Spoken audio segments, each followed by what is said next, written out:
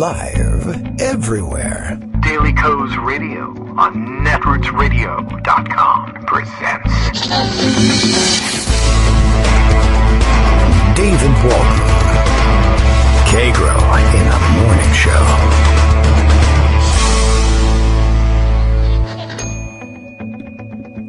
Now, here's David Waldman.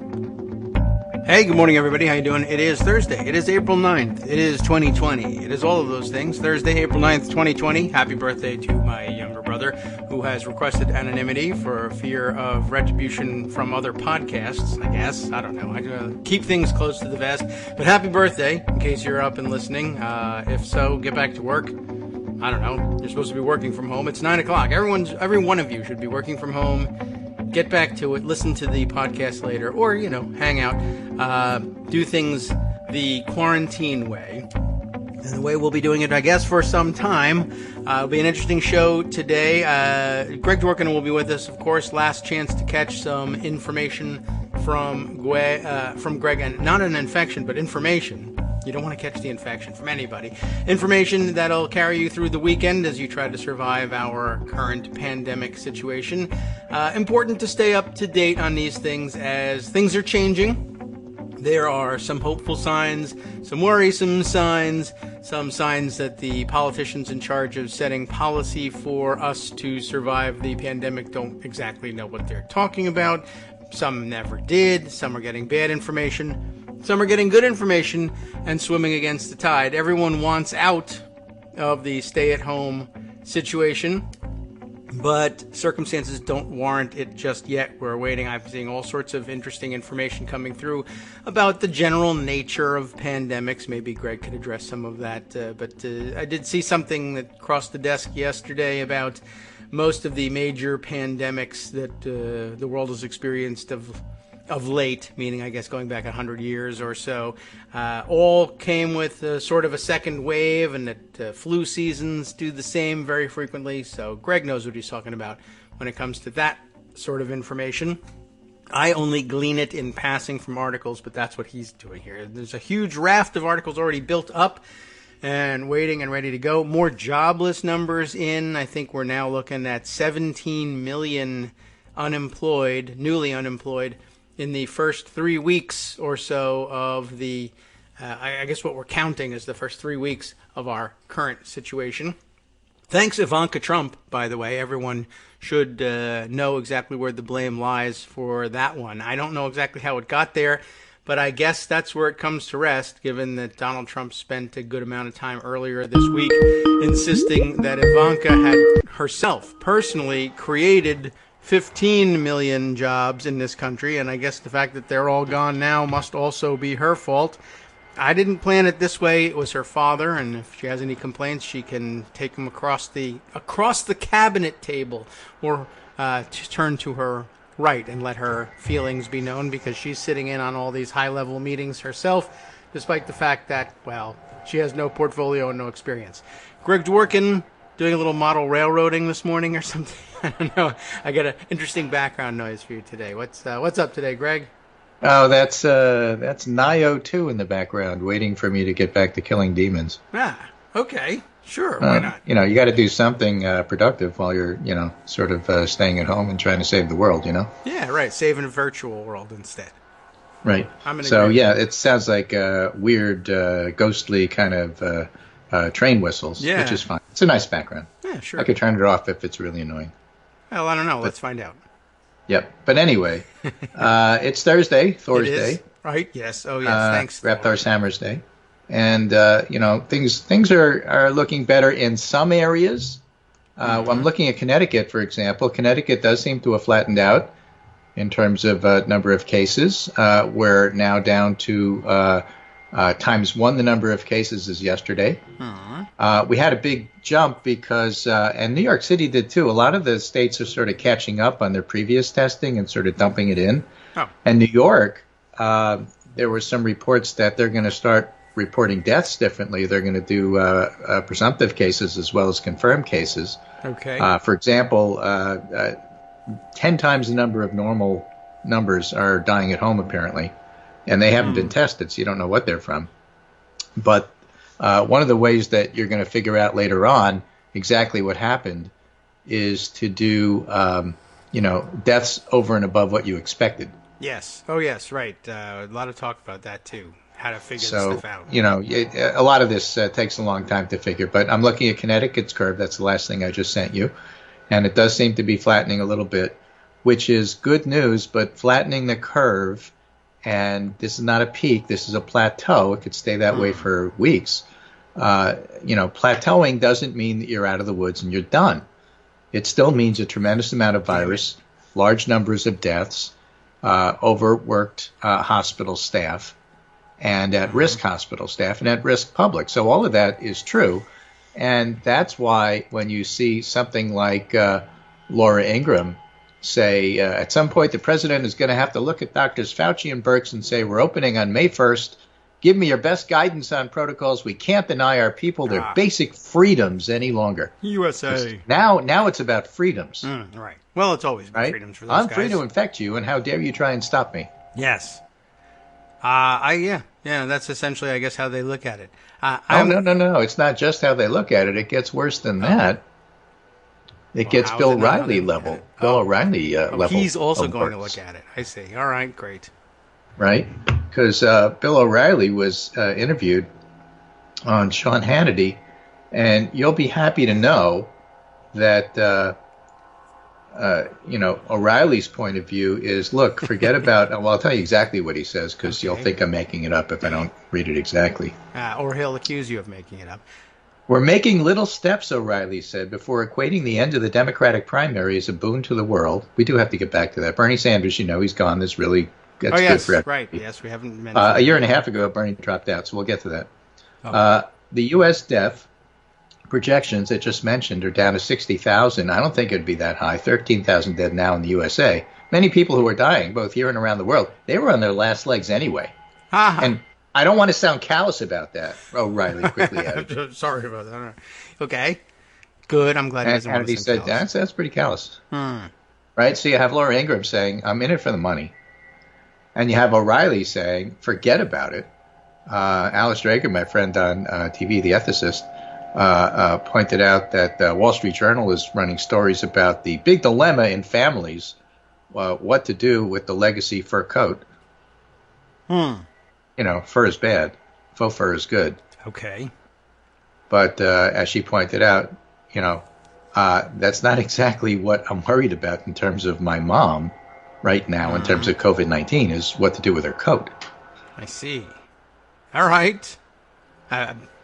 Many problems are created by this, but that one I didn't know.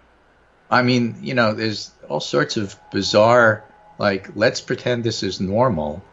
And that's where you get to, people like Ivanka and Donald Trump saying, what are you worried about jobs for? My daughter creates jobs all over the world. 15 million, did you say? Yes. Dan Dresner, the political scientist, said 15. That's ridiculous. I didn't think there were that many 8-year-olds in Thailand. Well, that's true. She didn't say. I don't know if he said that they were created here. It may not even have been a limitation. Okay. Right. So, it's just bizarre stuff. Yes.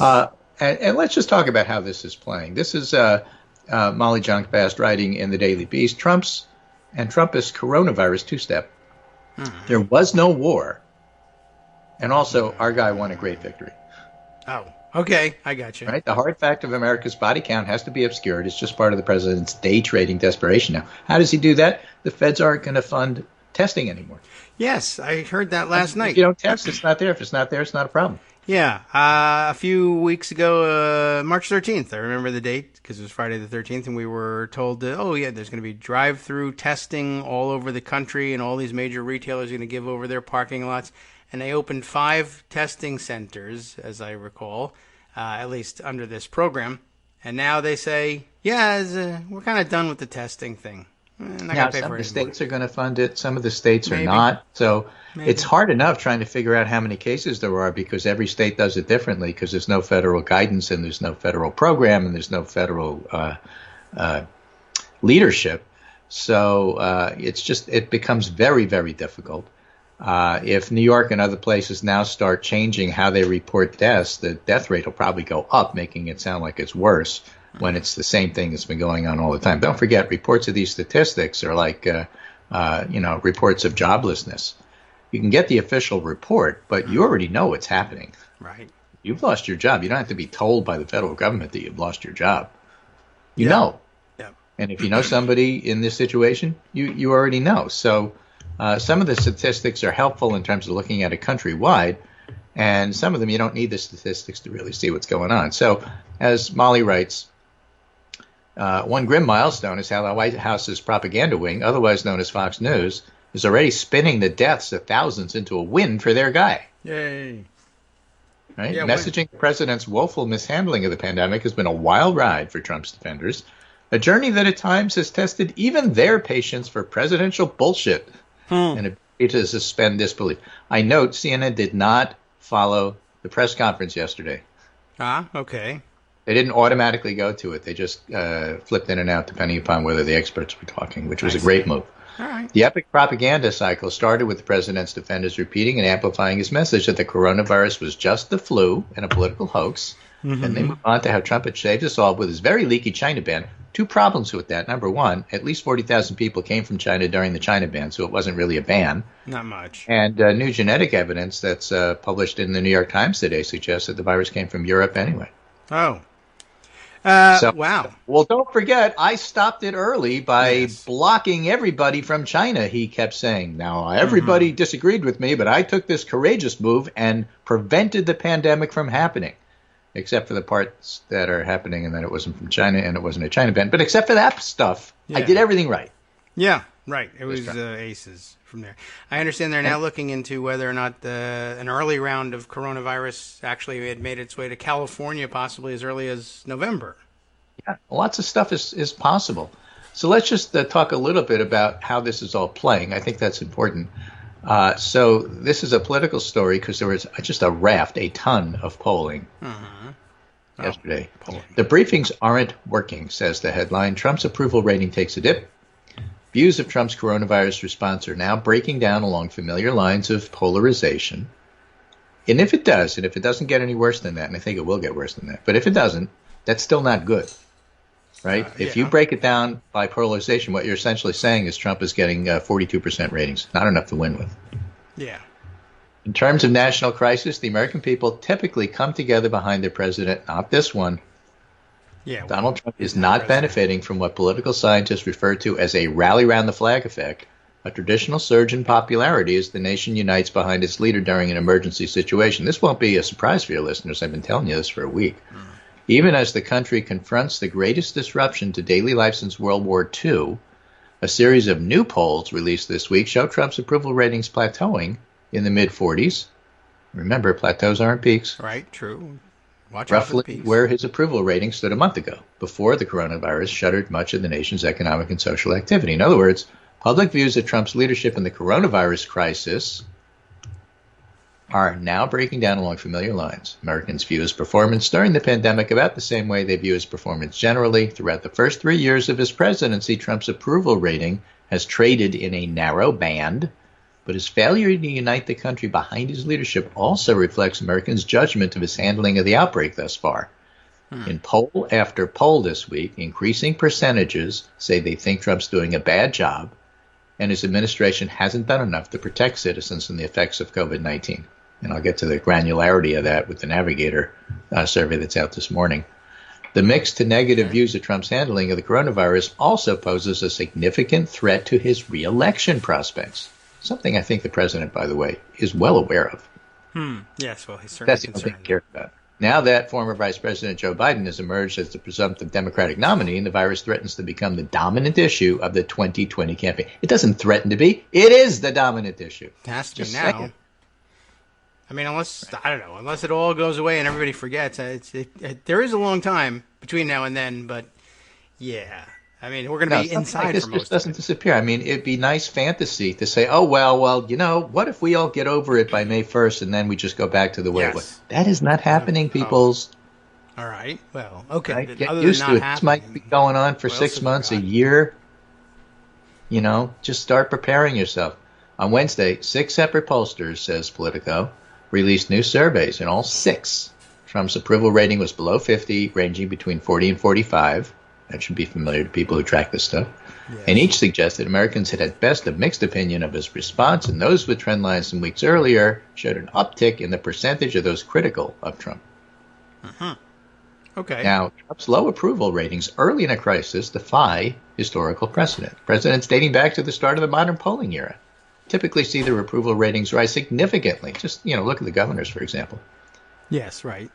Okay, Kennedy was at 61 at the start of the Cuban Missile Crisis. Carter, 31% approval after the siege of the U.S. Embassy. Carter went up to over 50 and hit a high 58%. George H.W. Bush, of course, shot up from 58 to 87 and then went on to lose. Yes. Bush's son, George W., had 51%, and he was up in the 90s. Right. And Trump saw the slightest increase. He went from 44 to 47. Yep. Right. And he's back down to 45. Nice peak. Okay. We saw something, said Patrick Murray, director of the Monmouth University Polling Institute. Monmouth is one of the people who polled. Whatever we saw was certainly not anywhere what the typical rally effect would look like, but there was a slight bump. Yes. So now Monmouth has him at 44. Okay. Well, that's the slightest kind of bump you can have. I mean, that's really, I don't know. It can't be smaller than that. And again, be clear about what these numbers show. For example, Quinnipiac was out yesterday. Quinnipiac, released Wednesday, also showed a narrow majority disapproving of how Trump is handling the situation, 51 to 46, 51 disapprove. And that poll showed a slight uptick in Trump's overall job approval to 45% compared to the previous poll in early March. We'll look at why that is. Before any of the distancing measures were put in place, the numbers were echoed by Morning Consult at 44. Private political polling generally shows same stability and a lack of a bounce. Scott Tranter, the co-founder of the Republican data firm Optimist, told Politico that Trump's job ratings had been relatively unchanged. Some governors had seen upticks, while perceptions of Congress dipped during the negotiations on rescue. Oh, all right. Okay. So he has a high floor and a low ceiling, says Neil Newhouse, the GOP pollster of Public Opinion Strategies. He doesn't have room to grow. That's just his ceiling. Right? Okay. Which is too true. It's too early. But Margie O'Mara, the Democratic pollster and partner who's doing Navigator, said beneath the surface is more ominous. In the new poll out Wednesday, only 42% of voters said the word competent describes his reaction, while 49% said it doesn't apply. 40% said honest, and 54% says nah. Yeah. Don't think so. Part of what Trump cannot undo, Margie O'Mara said, Margie's very smart, is his initial response to the virus during the earliest days of the outbreak. He obviously downplayed the threat in the beginning, so I think people are responding to that. I met Margie at one of the Netroots Nations gatherings. Yes, that we back had, when we had hosted gatherings. Polling, and she was on it. The Washington Post pollster was on it. Mark Blumenthal, the mystery pollster, was on it. Smart people. Yeah. And I trust their judgment. And let's look at that Navigator polling. Nick Vorovich is posting. The full Nick is 4 or 5 tweets, so let's just read them. I sent you some of the stuff because I think it's awfully interesting. Oh, okay. Day 13 of the Navigator survey tracking poll. New questions today. We wanted to understand how much of Trump's approval is a rally effect.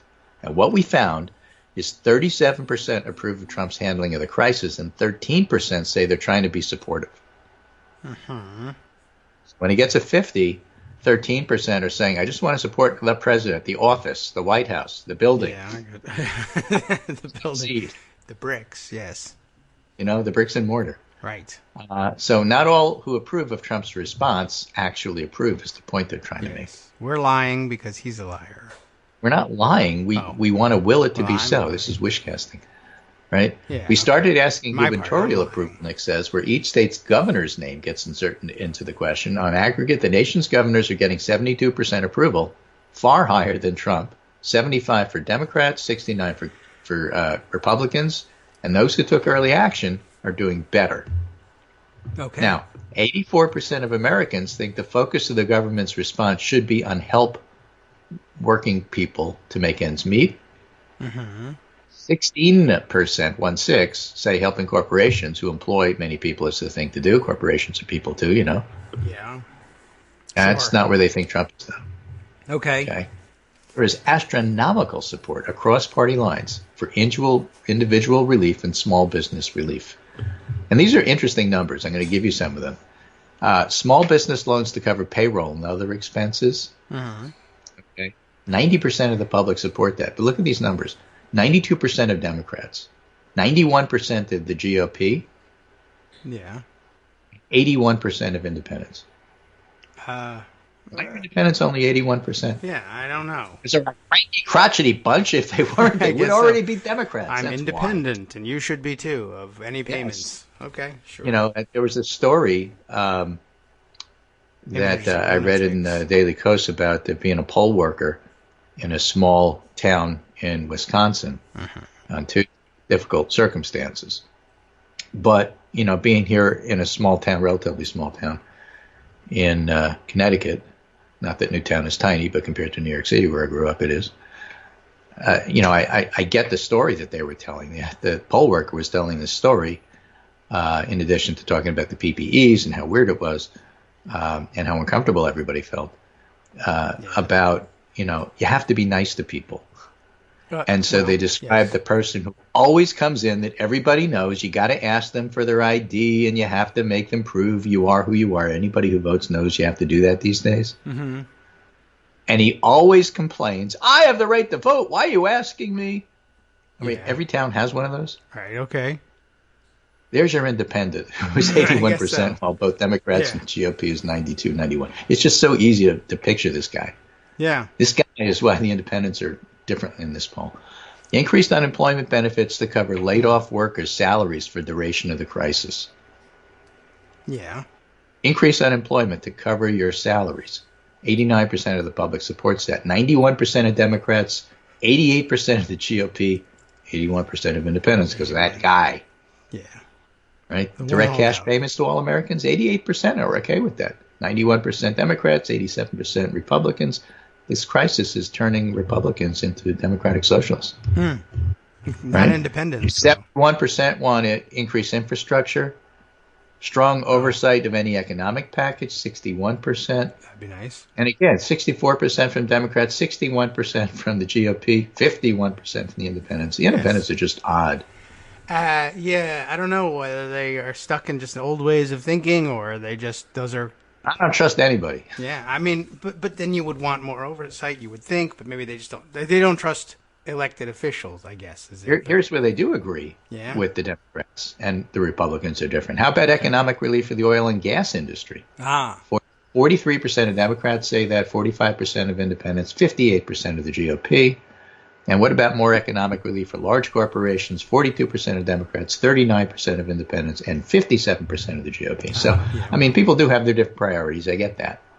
But perhaps more interesting for our discussion is turning to the Trump messaging. We've been tracking the top criticisms of the president. The reason I wanted to go through those other things is that there are some things that everybody seems to agree on. And for the most part, except for giving money to corporations and gas companies, Democrats and Republicans are looking at this very similarly. Now, turning to Trump's messaging, we've been tracking the top criticisms of the president, specifically his early failure, which remains a top concern. 60% saying his failure to take decisive action early is a serious concern. Yeah. Okay. And since March 31st, that's gone up 4 points. In fact, all of these concerns have gone up. Donald Trump downplayed the threat of the coronavirus early on. 59% say that now. That's up 3 since March 31st. Donald Trump is too often blaming others and tweeting insults. 56% say that's a concern, up +1. It's interesting. People are more concerned he didn't do anything than that he's got a big mouth and he's a jerk. And that's always been the case. You can't win elections just saying Donald Trump's a jerk. Everybody knows that. The point is he's not doing anything to help you. Yeah, well, I would imagine that would be a more immediate concern in this particular situation. He's always been a loudmouth, and I mean, he's also always been a do-nothing, but now it really matters. Right. You get to 56% on letting America be unprepared for this by cutting programs. That's up 3 points. Too often made decisions that have ignored or overruled the advice of health and medical experts. That's a concern, 55%. That's up a point. And obsessed with his own image and has to make himself the center of attention, also 55, also up 2 points. So the main thing is he didn't act early enough, and that's why Margie O'Mara, who's part of the group that does this polling, said he can't undo that. No matter what True. he does, no matter what Fox says, people already know you didn't do anything last month, and you can't do anything this month or next month to change the fact that you screwed up last month. Right. And we're seeing the results of it, and that's not going to go away. Time is a flat circle. Okay. In which case, we're fine. Yes. Now, last piece here, which will coincide with our break at 9:27. Yes. New statements tested this week using Trump's words on his downplaying that within a couple of days it's going to be down to close to zero is the top criticism. Yes. There's plenty of other statements, though, that people have difficulty with. These are your ads in the fall. When you have 15 people with coronavirus and the 15 within a couple of days is going to be close to zero, that's a pretty good job we've done. That's one. President Trump didn't just fail to prepare for coronavirus. In early February, the White House cut 75%, a request for $2 billion to replenish our stockpile of respirator masks and other supplies. People were not happy with that. It's a serious problem. He promised drive-through testing. There's not widespread testing. Now they're actually cutting testing, so that's a problem. Trump refuses to open the health insurance markets so laid-off workers can get health care coverage. That's a big concern. 63%. These are all 63%, 62%. Now as the unemployment rate surges and staggering numbers of people file for unemployment, and now we have today's numbers, middle and working class people are being left behind and deeply vulnerable to a likely recession. We're in a recession. It's not likely. It's here. Yes. Instead, he's creating new feuds with governors of hard-hit states like Michigan and New York, and that's just as much a concern as failing to prepare and making promises you can't keep. Yeah. All right. So, Okay, so that's what things stand. So, basically his press conferences aren't working is the point. Okay. Yeah, and every time he opens his mouth or has a press conference, he'll probably say something else. He'll end up on a list like this one, that they're polling people, how bad was this remark? So, like you say, use your words, as they say to the toddlers. He used this toddler's words against him in the upcoming election. Pretty good, pretty solid. It's over 60%. Very serious on all of those statements. Interesting. Hi, everybody. It's me, David. Let's change things up from the old fundraising pitch for just a minute and talk instead about how you can be a part of our show. If you've got a smartphone or any other electronic recording device, why not sit down and record a segment for us? Read us an important article and give us your take. Read one of your own original essays, or even just give us your commentary on something you'd like to share that's important to you. Then send the file to me at kagrox@gmail.com, and I'll try and work it into the show. Short segments, a few minutes in length, are easiest to fit in. And of course, I can't always guarantee that I'll be able to play everything, but if you've ever shouted at your radio or TV about something you wish was being covered, here's your chance to change that. Make the show your own. Send your submissions to me at kagrox@gmail.com. Okay. One of the graphs I put up was Connecticut. It's just one of those...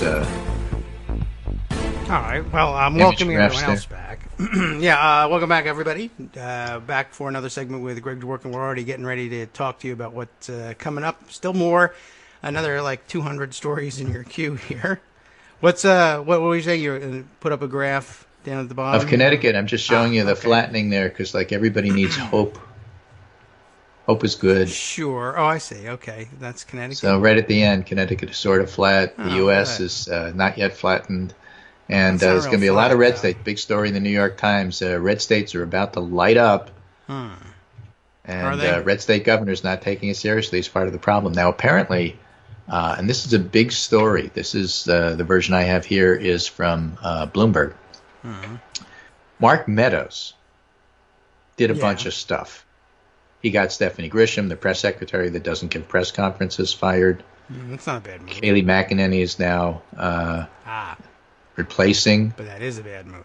Yes. Well, but not for Meadows. He wants her on Fox. That's basically her job. She's not going to do anything else. He actually has some competent people doing the logistics part of the press conference job. All right, I guess. Okay. But what he's done is he's pushed people in and he's brought his own people. That's what chiefs of staff do. Yes. But he's got people really upset. Good. Because he's pushing them to do things that they don't want to do. Oh, well, all right. Pushing them out of their comfort zones. For example, Trump's new chief of staff rattles White House in crisis mode. The Grisham replacement, other staff moves have raised tensions, and Mark Meadows called Republican holdouts on stay-at-home orders. He called up the governors, like Tate Reeves and Ron DeSantis, and Brian Kemp, people like that. The Oklahoma governor, whatever the name of the Oklahoma whoever that governor is. person Sure, right. I don't know. That's a good question. You guys have to shut things down, and they said we're not doing that. Yeah, we're inviting everybody to church this Sunday. Freedom and whatnot. All right. Yes. Right. True. So, well, it is Easter, so I guess they were always shooting for that, and they might actually be shooting at that as well. Meadows has also gotten involved in the administration's coronavirus response, calling Republican governors who've held out against issuing stay-at-home orders in their states to ask them to implement the policies immediately. According to two people familiar with the calls, the president has said such decisions are up to state leaders, in other words, abrogating his responsibility, and has not publicly criticized those who decline, who are all Republicans. Again, he's a dirtbag who's not leading. That's really what this article is saying. Yeah. It's typical for chiefs of staff to make changes and hire familiar faces, but the turnover's been more frequent under Trump, and Meadows has demonstrated a firm grip on the issues and is working to ensure everybody at the White House is carrying out the president's agenda, according to one senior administration official, whose name is probably Mark Meadows. Yes, most likely. Meadows didn't respond to a request for comment, but the senior official did. Yeah, that's good news. At least somebody got to it. Right. And yes, they do point out this is his fourth chief of staff in like 3 years. So Meadows' moves, especially Grisham's replacement, which she and her staff learned was under consideration in a report last week by Axios, have suddenly dialed up tension in a building that's long been riven by infighting. Meadows told Grisham over the weekend he wanted her to give up the press secretary, serve only as communications. She refused. He fired her, and then she went to work for Melania. Oh, so now she her did chief of stay staff. employed. So she's not one of the new 17 million. No, but the point is, so now you have Melania telling Trump all the time that Meadows is terrible. That's what happens when you do something like that. What's Just so get to terrible? the She chase. got Grisham back. That's awesome for her. I don't know. Okay, fine. If they want to make trouble inside the White House residence, that's fine by me. Oh, now there are certain people who have just like the perfect name. Yeah. Your job, Yeah. Like if you wanted to have somebody who projected, I'm a leader, you'd name him Stanley Strongman, Right. That kind of thing. Sure. Yes. So Meadows pushed out other aides ahead of Grisham. He told people he believed Jessica Ditto had worked for Trump since the 2016 campaign, wasn't a team player, and she later decided to resign, according to two people familiar with the situation. Interesting. Ditto had been the primary White House spokeswoman for Ivanka Trump. Ah, okay. What do you think of what your father did, Ditto? Yeah, right. No wonder. Never heard her name. Well, Jared said, what do you think? Ditto. Right. She did a great job in that Ivanka was all over the news always, and I never heard this person's name. So well done there. Ditto had been the primary White House spokeswoman for Ivanka Trump, who called her talented, smart, driven, and a joy to know after she resigned. Just terrific. So, what do you think of that? Firing Ivanka, and of course she said, ditto. Yeah, I guess Meadows' so. immediate predecessor, Milk Mulvaney, had lost Trump's confidence. A new chief of staff has jumped into some of the touchiest debates and just goes on to say the whole thing is a mess. But I think the thing that I take out of that, besides the fact that it's, usual access journalism infighting stuff, is that Meadows tried to convince the Republican governors to pay attention to science, and they were having none of it. Huh. So basically what this article is telling us is how stupid, I mean really stupid, I can't write my name on the ground with a stick, stupid these Republican governors are. All right. Because what's going to happen is they're not following what Fauci and Birx are suggesting, and their states are going to explode with virus. Those are bad things. And I don't get how they're going to explain that afterwards. Obama. Yeah, but that's not going to work. Oh. Well, I mean, that wasn't the question. You said, what are they going to say? I don't know how it's going to work. I don't know. Okay. I guess so. Did you say Oklahoma was still lagging behind? Is that one of the states? I don't know. I think Oklahoma's one of the states. People from Oklahoma get upset when you make fun of them. But I promise you, everybody in the Midwest makes fun of Oklahoma. Everybody. Well, especially I was just Texas, but everybody else too. I was only worried because I should know. You should know the governors of the states. It's Kevin Stitt. There you go. The guy, and I only remembered Mary the very Fallon. first time I've heard his name. It's usually the lieutenant governor. Right. I don't know. Maybe he was a lieutenant governor before. I have no idea. He was elected in 2018. I remember Mary was her name? Does they pronounce it Phelan? Like, I'm failing at my job. It was Fallin. I remember her. She was the lady that pointed in Obama's face. Right. You know, whose daughter one lived of in the a trailer things in the that back this of the mansion. Coronavirus pandemic Yeah. has highlighted. Is should be a word, shouldn't it? And maybe at some point, we could talk about this. Although this is certainly not my wheelhouse.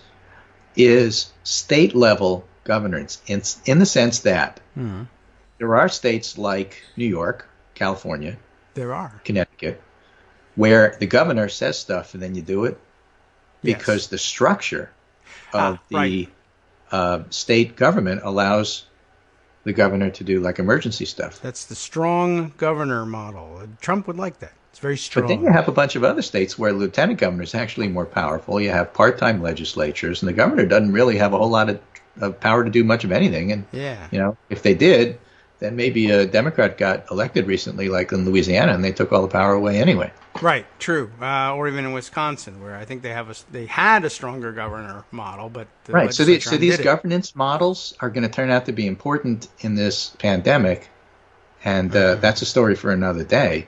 And maybe somebody who actually knows stuff like that. I'd love to have Carolyn Fiddler and some of the state level experts talk about stuff like that. But it really matters in terms of what your governor can and can't do. So a lot of the stuff we blame on the governor actually doesn't really have all that much power to do anything about. Although there's this thing called leadership in the bully pulpit, so I don't buy that completely. But it is true that it's a whole lot easier to do stuff if the legislature and the lieutenant governor are backing you. Yeah. And oddly enough, that's not always the case. No, that's sometimes not so. All right. Interesting. I remember a lot of talk about how that was the case in Texas, although the context was, don't blame George W. Bush for bad stuff that happened in Texas. He couldn't do anything. Rick Perry. Yeah, right. And so then, now we have our chance to blame Rick Perry. Don't blame Rick Perry, blame whoever. Yeah. But in this particular case, I wonder. So, that does have to be looked at in terms of individual states. But it's just fascinating that Meadows called these people and said, Trump wants you to do this, and they said, we're not having it. Oh, interesting. Okay. We'll see how that works out for them. Yeah, exactly right. So, again, the federal government will end funding for coronavirus testing on Friday. Yeah. While some sites will transition to being state-managed, others will close as a result. As criticism continues, there's not enough testing available, which, by the way, is true. There is not enough testing available. And Jay Rosen reminds us on March 6th, Donald Trump said, anybody that wants a test can get a test. And they didn't, even if they went to Walmart and waited in the parking lot. Right. And again, a reminder, at some point, the president's going to have to look at Fauci and Birx and say, we're opening on May 1st, said Laura Ingraham. But Ben Smith from the New York Times reports some of Ingram's New York team are now being quarantined for coronavirus. Latest instance of Fox and Murdoch saying one thing and doing another. Yes. All right. Well, we'll see if coronavirus makes its way through the upper echelons of Fox News. Maybe that changes things, or maybe we just take out the cameraman and then those shows end. Right. Well, so let's go to the last piece I have here. Hannity's latest propaganda actually exposes Trump's epic failures. Hannity's strategy, of course, is Trump's strategy, which is to say Trump is a heroic and decisive leader throughout the coronavirus crisis. Oh, yeah. Right? But that requires memory holding Trump's catastrophic refusal to take coronavirus seriously. And as we just look with Navigator polling, that's not flying. Hannity displayed what this will look like with his broadcast on Tuesday night. Hannity and Trump talked about Trump's decision to restrict travel from China as if it were a singularly decisive move. It's an absurd exaggeration. We talked about why. 40,000 people came to the U.S. from China during this ban, and the virus came from Europe, so it was a useless thing. But put that aside for now. Hannity scrolled a timeline of major actions by the government all through the crisis, and the juxtaposition created the propagandistic impression that all these acts demonstrated how seriously Trump took coronavirus all throughout. This is them trying to go back and undo the impression of the public that Trump didn't do enough in the beginning. and flouted experts, and you can get the testing you need, and it's all going to go away. So it's not going to work. But I just thought I would mention it to you. Now, polling at the current time shows Joe Biden with a 6-point lead over Trump nationally. But wait. What about the states, you say? Well, actually, Biden is holding steady in the states themselves, the swing states, the important states. Whether it's a 3-point lead in the latest MU Law poll in Wisconsin, or a 6-point lead in Florida from the latest poll there. Sure, there's mixed polls, but some of them are older. So we'll have to see how this plays out. But Biden's in a reasonably strong position. Stu Rothenberg, who knows a little bit about handicapping, basically wrote an article a week ago, said that, Biden has to be considered the favorite at this point. Okay. Wow. Yeah. I remember saying that. True. Trump is not the favorite. Right. But you need a newsletter. But, Stu is Stu, and, It's the that carries a lot of weight. Other people are starting to say the same thing, and then you get to hold on to your horses. He hasn't won yet. Remember, 2016. Well, that's not what this discussion is about. It's just trying to figure out where we are right now. It's not a prediction. Get over 2016. This is not 2016. A lot of stuff that Trump pulled in 2016 will not exist in 2020. We just got 6 million more jobless, and the virus is nowhere near being under control, and Trump was guilty of not acting soon enough or decisively enough, and still can't act decisively now. So don't tell me about 2016. It's a different world. Get over it. And, as we move forward, Trump's going to be in a tough position for re-election. It's not to say that he can't be reelected. He can be. None of this is proving that Biden is going to win. But the fact of the matter is, whether you like it or not, is right now Trump is a slight underdog. And that may get even more pronounced. And Overton window style, maybe time to start talking about the fact that Trump might get crushed. You can't say that. Bad things will happen. Lightning and thunder and bad luck and superstition. And you know what? Trump might get crushed. Okay. Willing to risk it all, eh? Yeah, he might. Some people are willing to risk it all by going to church on Sunday. So he could win, but if more people go to church on Sunday and gather together in large numbers, more people might get sick and die. I just thought I would mention that. Yeah, well. Most churches are being very responsible about this and shutting down, regardless of what governors and the president say. Yes. But not everybody. No, and right. You can't.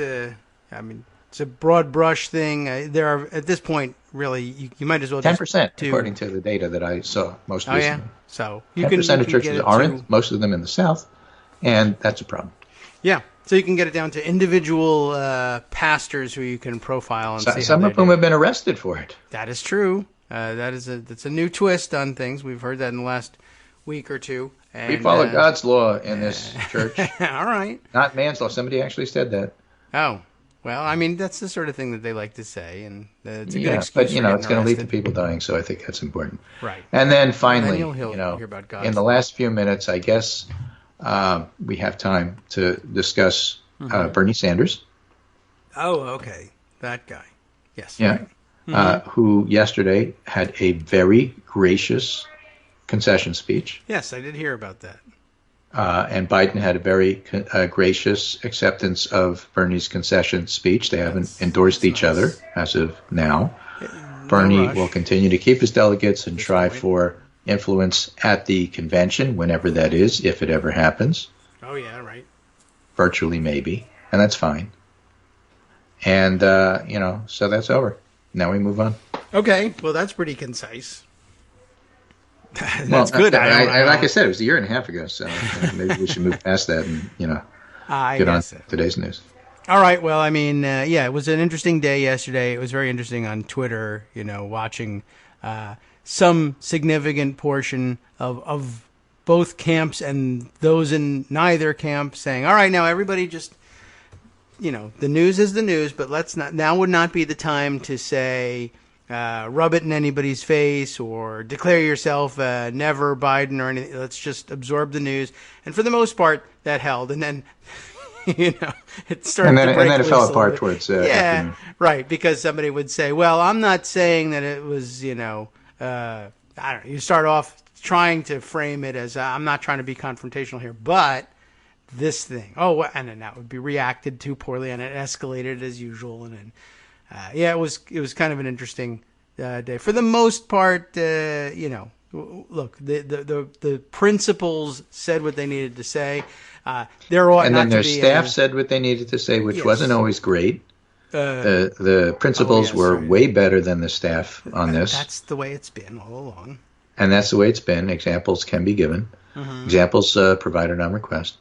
But, most of us stepped back and said, you know what, there's more important things going on than this. Yeah, everybody did what they needed to do. And, there shouldn't be any concern about, he didn't endorse yesterday. A lot of people take some time to endorse. I remember that was an issue for Elizabeth Warren, and now nobody remembers it. So, Speaking of, did she endorse? I don't know. See, that's how much we're talking about it. But for 3 days, it was, how dare she not endorse? And then it wasn't. And Well, I it don't was know. more like, here's What's the your answer? window if you want influence to endorse, and you went through the window, and so no, you didn't do it, so now your endorsement doesn't matter as much. I mean, that was not unreasonable. No, that was not unreasonable. Although then it turned out that she had played things differently than everybody thought, and that rather than a endorsement from Warren to Biden, which everybody knows is coming in the important election, there was reverse work going on. Biden endorsing Warren policies and adopting them, which also was likely to happen anyway. But Which we in a said, very this happens all the interesting, different time. way. Yes. Obama took Clinton's policies on health back Yes. in 2008. I mean, you're supposed to do that. Yes. So that It's was expected. anticipated. It's not an insult.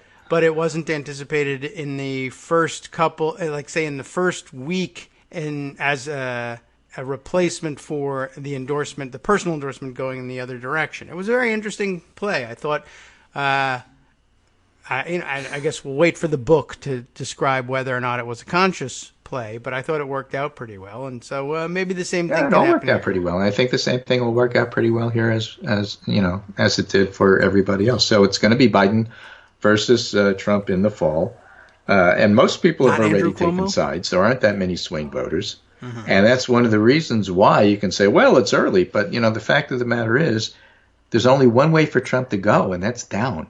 Yeah. I can't Ceiling make being this what it point is. enough. He may stay the same, and therefore it's a close election and Biden wins. Or he may collapse because his coronavirus and economic policies are just awful. Yes. And everybody Or has at least to the stay home and results are. watch. And no, it wasn't his fault that the coronavirus came. Okay, but it was his fault in terms of not doing anything about it. And what was the result of that? The twin calamities of a lot of people dying, Yeah. plus a depression. Well, it could have been 500,000, and he kept it to 80. Yeah. Okay, good. You run with that. I mean, that's a better excuse than what they had. And, I lost family members, and that's what you're going to tell me? Come on. but you're supposed to forget that very quickly. I believe that was his statement yesterday. Yeah. Everybody, it was a very We're oddly going to have put, what wasn't it? economists call a V-shaped mourning period. I see. All right. You It's have not a 10 U-shape minutes where to, it takes a long time for that recovery to come. It's a V-shape. Goes down, then it comes right back up, right? And so people are going to feel that way when they lose folks they know, and they're just going to have a V-shaped mourning period. Right. It's just such nonsense. That's why, the propaganda doesn't work at some level. There's a story in the paper about how VA doctors don't have the proper protective equipment. Now, veterans are part of Trump's base. But when they go and get treated or not treated, can't get tests, so on and so forth, and I hear from veterans I know who used the VA system, they're not happy about it. And what do you do when you're not happy? You take it out with your vote. I guess so. All Trump has to do is show up and say, Obama said not to treat you. Yeah, Huh? right. I tried to get choice. Just color me skeptical that Trump's going to wind up winning the election in November. Not that it can't happen, but I'm a skeptic. Okay. What color is that? Skeptic? Orange. Yes. I think color me blue. All right. Oh, okay. So, all right. Sure. Why not? I thought that was taken already, but fine. Well, I'll go with it. I think it's a fine color. Yeah, I like okay. to see it on maps. All right. We can do that. We can make it work. And, it's another one of these wait and see situations, I think. because they're not going to move the election up. That's not Yeah. being discussed. That's not going to happen. Anyway, so we'll see how it all plays out. But right. Day to day, there's always news. I'm sure there's going to be more news today. I love the fact that cable news networks didn't automatically cover everything Trump said. That's a habit you have to get into. Yeah. What are they doing instead? Even the most jaded of reporters, and even the most earnest of reporters, and more importantly, even the most ambitious of reporters who wants to see themselves on TV asking questions, are all conceding that there's not a lot of news of these things. Yes, except OANN, I guess. Yeah, I guess. Alrighty, so take care. Wash your hands. All right. Happy Still birthday, with that. David's little brother. And Yes. I will see you on Monday. Okay, very good. Take care of yourself. Virtually Billy. speaking, of course. Yes, right. Well, and even then, we don't even actually do that. We could have been seeing each other this whole time, but no one likes to turn on cameras. And That'd be bad. right. Well, we'd be very distracting. Oh my God. That'd What be did like you say? really bad. What's going on over there? Like, who the hell is that? I thought I was talking to David. Oh my God. Yes. Right. I still have people contacting me. I had tweeted out right at the beginning of our isolation period when everybody was then showing off their stay-at-home quarantine beards. Oh, those who are actually participating in that. But I had a picture from a ways back when I had done that, but I haven't been doing that lately. But I tweeted that out because I had like 6 months growth or something in this picture, but everybody else had like 2 weeks. And I said, "Oh my God, this thing is this quarantine is killing me." And there's still people tweeting me about, but people I know personally, but who were like, when did that happen? When did it? You Overnight. Just happened overnight. I know. That was the thing. It's this vitamin supplement I've been taking to fight off the virus. Right. Exactly. I heard not only does that fish tank stuff work, but Rogaine. Just eat a whole tube. That'll prevent the corona. I've been hoping, by the way, to start the rumor because I keep hearing that with this, what is it, hydroxychloroquine? Is that it? Yeah, that's it. Got it, finally. The craze for it is, of course, depriving people who use it for the real reasons for which it's indicated. Yes, I heard the fish are on strike. Yeah, really. They've been protesting. They should They've be been put something going up. around a little fish tank with the little signs. People who need it are finding it in short supply, and I was wondering we should turn the tables on Trump. He doesn't seem to. This doesn't register with him, and you need to hit him personally. And if there's any way we can get people to believe that orange face paint prevents coronavirus, and just buy it in bulk so that he has to come out without his face cream on, I think that would be a way of driving the point home to him. I don't know. Well, what if you told people that that this orange face paint causes coronavirus? Oh, well, that they would actually. Would he wear it? Believe? I don't know. Yeah, I mean, it seems. I don't know. He seems to have no concern about that. But yeah, he'd probably put it on and Well, that's really the problem. He has no concern about anything. I guess so. He has no concern about human life. He has no concern about anything other than his own re-election. That's becoming obvious to the American people, and that's why I think that I'm skeptical of him winning in November. But with that, okay, take care. Thank you. We'll take care of ourselves. We'll do what needs to be done. We'll follow the news, and I'll be back on Monday. You'll be here Friday. You'll be here tomorrow, right? Right. You're not going anywhere. To this, I can't. So people might start wondering why we don't have weekend shows if I let out that I'm staying in the house the whole time. Oh yeah. Well, I won't tell anybody. All right. Good. Thanks. I need that break. All right. Your podcast audience will never know. Take care, and I'll talk to you on Monday. Okay. Great. Have a good weekend, and we'll look forward to hearing more about that and a little more model railroading perhaps next weekend as well. That did calm down quite a bit. What was the name of that game? We'll all get that game, and then we'll all understand. All right, let's see. Oh, yeah, so the face paint thing. I did notice maybe Trump is washing his hands more often. That could be a possibility. I did notice yesterday at least one picture in circulation in which, well, let's see. I think our Twitter friend, who was it that circulated this? And was it that guy? And that's the actual Twitter handle, that guy, who had circulated the picture and said, just look at this idiot with the difference between his face and his hands. A picture of him standing somewhere. I think he might have been, was he holding an umbrella? Is that why his hand was up? Or maybe it was just gesturing. And of course his face painted that bright, crazy orange. And the hands, pale as milk. No paint on the hand, so he doesn't bother matching. This is not a tan. I mean, that's the indication. It's not a tan.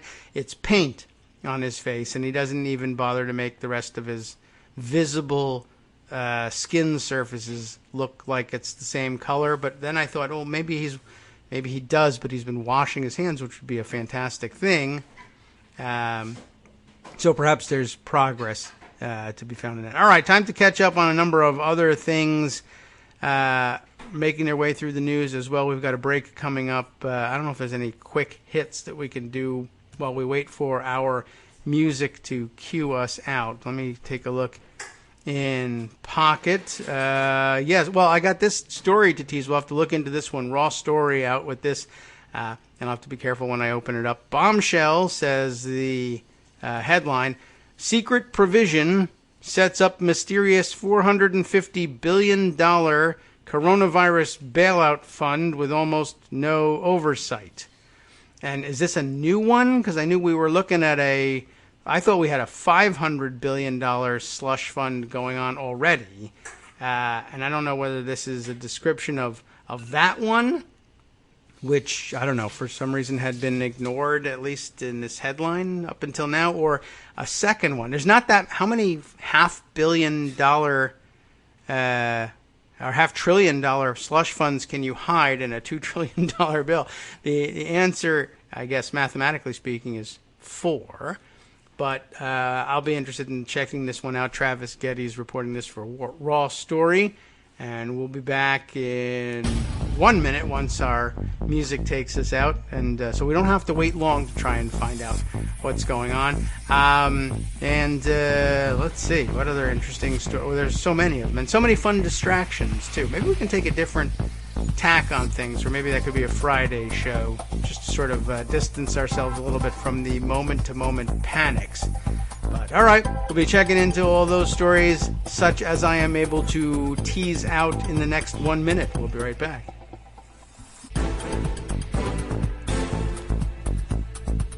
Welcome back now to the Kagro in the Morning Show here on Networks Radio.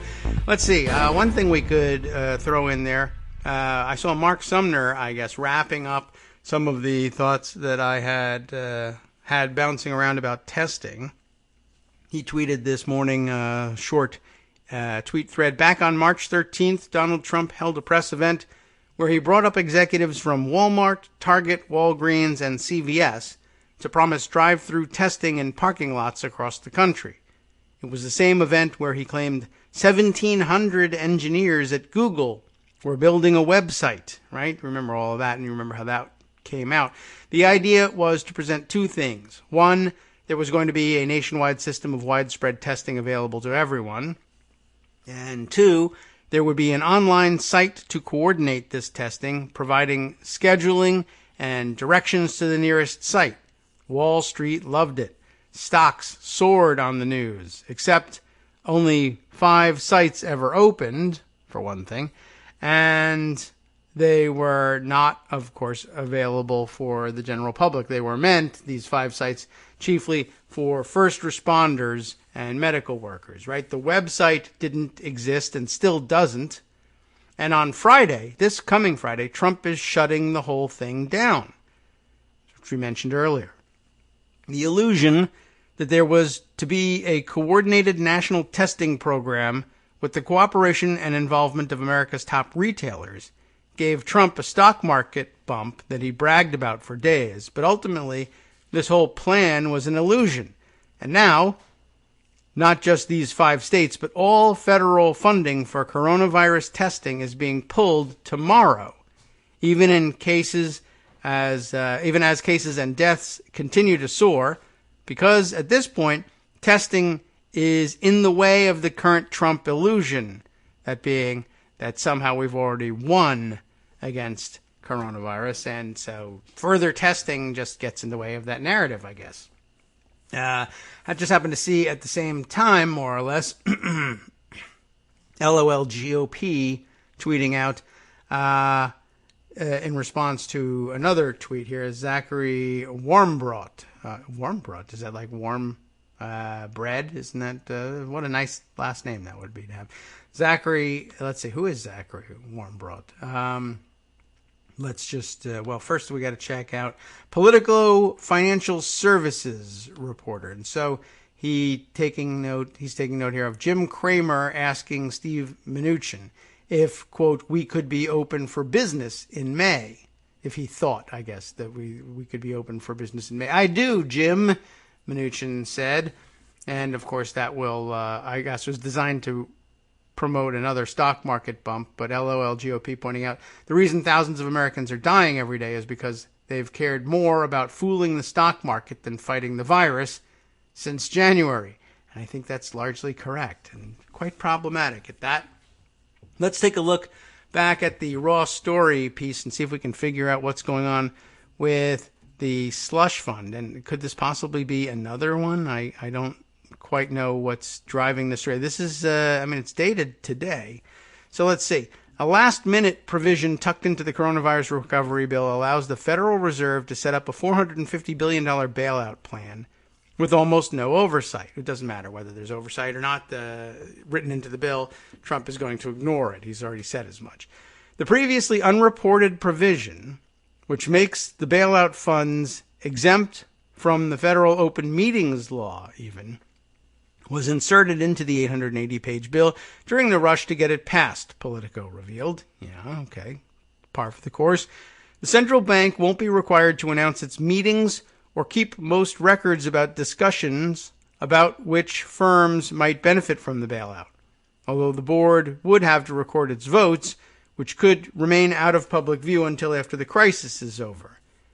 We may never know what terms are being given to banks, what collateral is being offered, what repayment methods and duties banks and other financial institutions may have, and those are important questions. Yes, said Charles Glasser, a media attorney who sued the Federal Reserve over public records related to the 2008 financial crisis. This is written too broadly and allows the Federal Reserve to avoid its responsibilities of public disclosure as the courts have described them.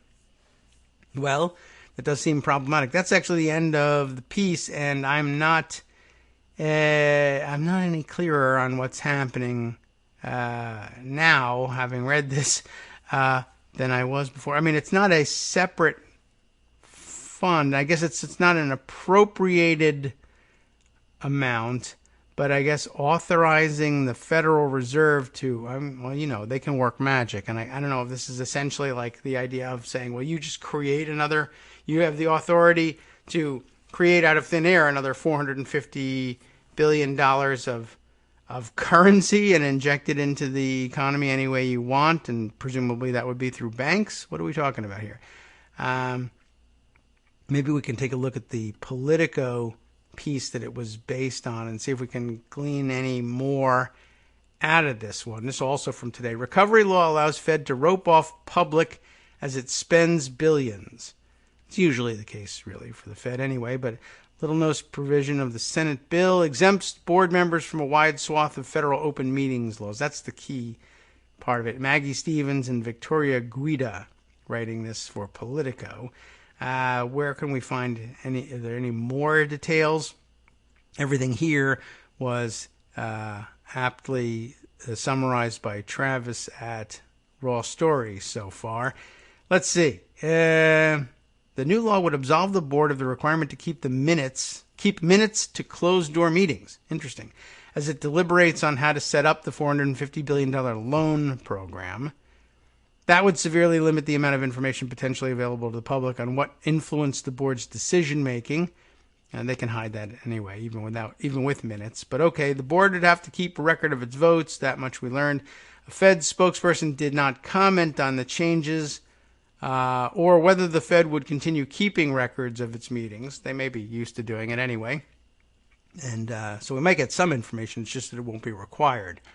The spokesperson said, however, that the central bank still intends to give notice for regularly scheduled meetings and doesn't plan to vote on major decisions in less formal settings.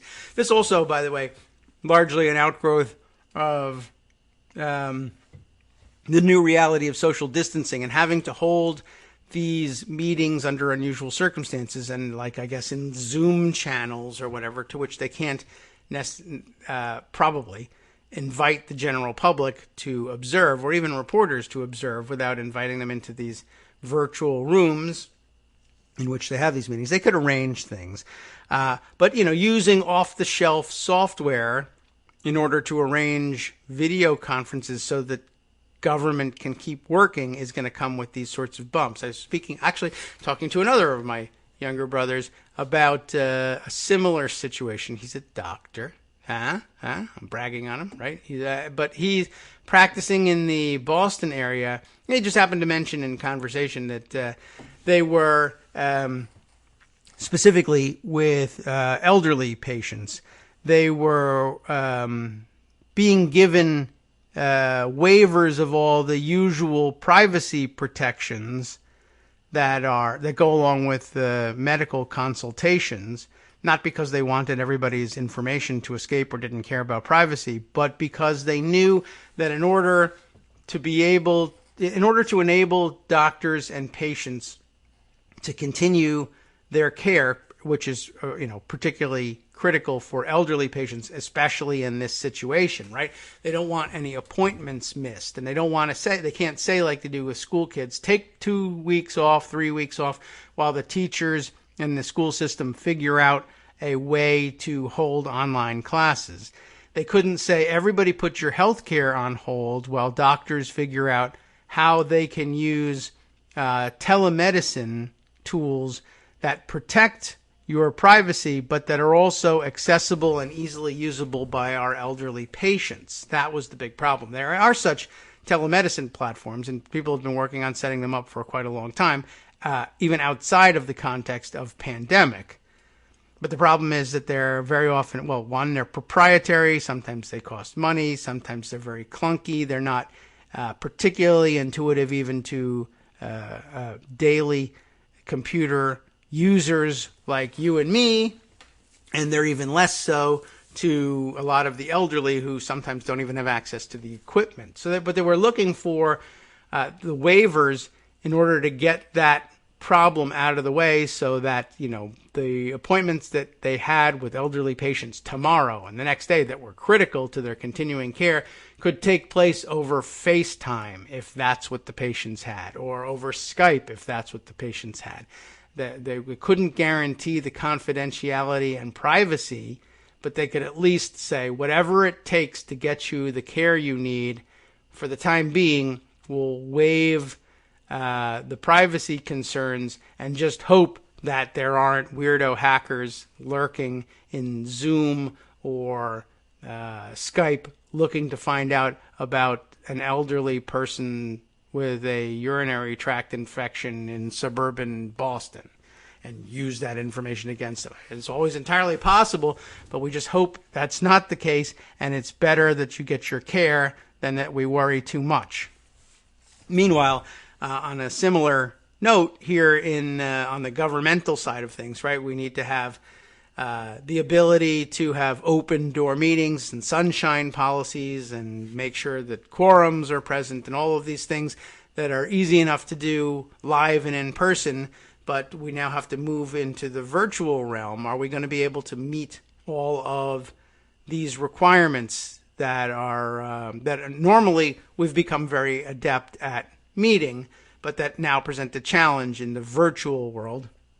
And I guess in some of these cases, we'll be waiving a lot of those requirements just to get the benefit of continuity of government, even though the particular government that's operating this is terrible and probably ought to be shut down regardless. Anyway, so let's see. I think that's a large part what's going on here. What I don't quite understand is what the fund is that we're talking about, which may be a secondary issue, at least as far as this article is concerned. Anyway, as we learned in Travis's summation of this, we may never find out exactly what's going on, as worst case scenario. And then, of course, they may lose all the money. That's also bad. But let's see. Even granting the board's interest in moving quickly, Charles Glasser, who was quoted in the Raw Story piece here, now also adds, he said of the new provision, this is written too broadly, right, and allows the Fed to avoid its responsibilities for public disclosure, as the courts have described them. Congress steered the $450 billion in bailout money to the Fed, in part because lawmakers trust the central bank, a nonpartisan institution whose members outlast an individual administration. It's not clear to me that this is not the same slush fund, though. Amid more than a year of attacks from Trump over interest rates, Fed Chairman Jerome Powell refused to enter the political fray, emphasizing that the institution is set up to consider the long-term interests of the economy, not the short-term political considerations. So I guess what they're saying here is the $500 billion slush fund that we heard about and that Trump refused any oversight of was in fact entrusted in large part to the Fed as opposed to Trump and Mnuchin themselves, which was what I thought was initially going to be the case, that somehow Trump and Mnuchin would be in charge personally and exclusively of passing out $500 billion to whoever they wanted for whatever reason they wanted with no oversight. But instead, it looks like the Fed will administer the vast majority of it with it says 50 million here, but I guess that if it was a $500 billion thing, it should be 50 billion, would go to Mnuchin and Trump. And I think they would be happy to just steal $50 billion or even 50 million. Quite frankly, they would be very happy to pocket and run away with. That's what it says here, though. Well, okay, so it says that Congress steered $450 billion to the Fed because they trust them, but it is possibly the most critical body trying to steer the country through the economic downturn. Since the beginning of the crisis, the central bank has launched a stunning array of initiatives designed to boost lending to households and businesses, even though none of them have been made yet, as well as to keep financial markets functioning until the coronavirus pandemic is under control. Now, while Treasury Secretary Steven Mnuchin will dole out roughly, it says here, 50 million with an M in bailout funds to help certain sectors of the economy, such as the airline industry, and that would have to be billion. My guess is that's a typo, because not only, does that not account for the rest of the funds, but also, what are you going to be able to do with the airline industry and $50 million? That's chump change to those guys, right? But the biggest pool of funding in the recovery bill, the $450 billion to rescue businesses and municipalities, will be managed by the Fed. And I guess that's actually good news, except that we don't necessarily know that we're going to get a whole lot of information about it. The central bank has announced it will directly purchase debt from large companies under its emergency powers, though for now, only companies whose debt is deemed safe by credit ratings firms will have access to these loans. The Fed, in partnership with the Treasury Department, is also designing a Main Street lending facility, which will facilitate bank loans to businesses with more than 500 employees. They're too small to qualify for the other corporate credit programs, so I guess mid-size companies here. Because the Fed isn't set up to take on the risk of companies defaulting, the $450 billion given by Congress to Treasury will be used to cover losses from the Fed's emergency lending programs, which should be enough money to facilitate trillions of dollars in lending. I see. Okay. So the $450 billion gets set up as a fund to back up any expected losses from the Fed making or facilitating a direct loan program that they don't usually participate in, or it doesn't exist, but they're not really set up to make loans to businesses. But if the Fed's making those instead of banks, I guess they would need that kind of backup. But of course, backup. But of course, we were given to understand that it would be banks making these loans, and we were told it would be. And then, of course, we also learned in the last week that the banks are way behind in doing it because there's no guidance in how to do it, which led to some weird confusion. I think last week people were complaining, I think when they were applying for small business loans from, in particular, Bank of America was the one example that was given, and I'm sure there are other banks doing the same thing, telling people, applicants, we can process your loan if you are already a Bank of America customer and have loans outstanding with us already, or and I think people were complaining that they also said, but you also can't have any loans outstanding from other institutions, which was odd. Both provisions were really rather odd. And one had a good explanation. if you were already a Bank of America borrower, they wouldn't have to necessarily go through the additional initial paperwork of finding out who you are and what are your financials so that they can judge whether or not you are likely to pay your loan back. This would be something they already know about you, and they could. The excuse was, we can push out loans, at least an initial round of loans, very quickly. If we limit it to people who are already customers, who we know a lot about, then we can inject a significant portion of the money we're responsible for into the economy very quickly. That seemed like a good excuse. Why it would be helpful in any way, only to service loans for people who don't have any loans outstanding from other institutions, I can't guess. That may just have been them trying to favor their own customers above and beyond knowing what they know about them, but just trying to reward them for whatever reason. And that I think has got to change, and probably has changed. But in the meantime, lots of people, the new complaint is, this is all well and good, but none of that money is actually moving. All right, well, let's see. Is there anything else we want to glean from this? I think probably not for on the air, but I would say, well, I'll give you the link, and it's we got to catch up over the weekend. You can read a little bit more about exactly what's going on at the Fed and how they'll be administering this thing. And it's a relief, at least, to know that, it doesn't necessarily mean it's all over and we don't have anything to worry about. The fact that the Fed is administering these things, because lots of people have problems with the way they work. But I will tell you this. When I was told that there was a $500 billion slush fund that was going to be administered by Trump and Mnuchin, I really got worried. Now I'm only worried about directly losing $50 billion, not 500. So 90% of my concerns have been assuaged by this, I guess. And someone else will be stealing $450 billion instead. I don't know. Maybe that's not a comfort for you. Nah, it shouldn't be. All right, let's see. I will include this in the roundup. There was, as I mentioned, a report that a new study was investigating whether California had possibly gotten an early round of COVID-19, maybe as early as November. And now the interesting headline on this, maybe we'll throw this in there.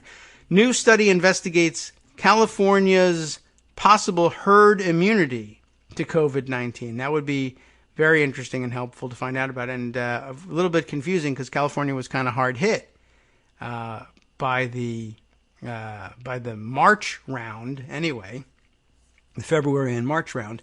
But this was also interesting to me because I have heard, for instance, from folks who feel certain, some of whom I know, and some of whom I just hear about in the news, and some of whom are relations, who say, I think I may have had coronavirus early on. As a matter of fact, all the symptoms, it didn't occur to me what it was. We didn't know about it then. I just thought it was a weird strain of flu. It felt like flu. And so and people did say, well, it comes on a little bit like the flu, but it's not the flu. But at that time, we didn't know about coronavirus. And so it made its way through a couple of places, and people thought I had all those symptoms. I just thought they were weird flu symptoms. I felt terrible. I stayed in bed for 3 weeks, but there was this point at which I couldn't smell or taste anything. I think Sebastian Gorka was complaining of the same thing happening to him sometime in January. So let me see what this news story has. This is KSBW pointing this one out here. Dateline Monterey, California. Researchers at Stanford Medicine are working to find out what proportion of Californians have already had COVID-19. A new study could help policymakers make more informed decisions during the coronavirus pandemic. The team tested 3,200 people at 3 Bay Area locations on Saturday using an antibody test for COVID-19 and expect to release the results in the coming weeks. The data could help to prove COVID-19 arrived undetected in California much earlier than previously thought. The hypothesis that COVID-19 first started spreading in California in the fall of 2019 is one explanation for the state's lower than expected case numbers. As of Tuesday, the state had 374 reported COVID-19 fatalities in a state of 40 million people, compared to New York, which had seen 14 times as many fatalities and has a population half that of California. Social distancing could be playing a role, but New York's stay-at-home order went into effect on March 22nd, 3 days after California implemented its order. Something is going on that we haven't quite found out yet, said Victor Davis Hanson, a senior fellow with Stanford's Hoover Institute. There's Hoover again. Hanson said he thinks it's possible COVID-19 has been spreading among Californians since the fall, when doctors reported an early flu season in the state. During the same time, California was welcoming as many as 8,000 Chinese nationals daily into our airports, some of those visitors even arriving on direct flights from Wuhan, the epicenter of the coronavirus outbreak in China. When you add it all up, it'd be naive to think that California did not have some exposure, said Hansen. For years, California has been the number one travel destination for Chinese tourists to the United States. Even after the U.S. halted flights from China this winter, very strongly, right? Not winter Chinese travelers, but we did it this winter. And then, Chinese travelers were still able to come to California on flights from Europe and Canada. So great job plugging the holes on that one. Yeah, no flights from China. Okay, I'll fly to Canada and then there. Oh, nothing we can do about that. And there wasn't. I mean, except close all flights. Hansen said through all of this, the Chinese have been disingenuous, another such charge, about the timing of the initial outbreak of COVID-19. They originally said it was early January, then it got backdated to December, and then early December, and now they're saying as early as November 17th, said Hansen. If Californians were exposed earlier than the rest of the country to COVID-19, we may have had a chance to build up some herd immunity to the disease. We won't know if that's the case until results from the Stanford medicine study come back. On Friday and Saturday, the study's co-lead Aaron Ben David, sort of like an Israeli name here, coordinated testing at sites in San Jose, Los Gatos, and Mountain View. The teams used an antibody test from the company Premier Biotech. Technicians using a finger prick to draw blood for the test said it can tell within minutes if a person developed antibodies to COVID-19, which is an important test to be moving around. And by the way, this is interesting. Now as I hear them discussing the idea of Californians having developed herd immunity to this thing, you're going to have renewed calls. I'm concerned that it would result in renewed calls to open up the economy. Let's all try and get this herd immunity. And I'm not certain how epidemiologists would describe the difference between what happened by accident in California and what they're proposing happen on purpose under different circumstances for the entire country. But I have to believe that there are some important differences we may be overlooking. Mind you, the Stanford researchers are not, so far, suggesting that that's something they ought to do on a broader scale. Just that the happy accident of it having happened gives us some insight into what might come next. We would have to make a plan for how to implement it. Is there more that we want to glean from this one?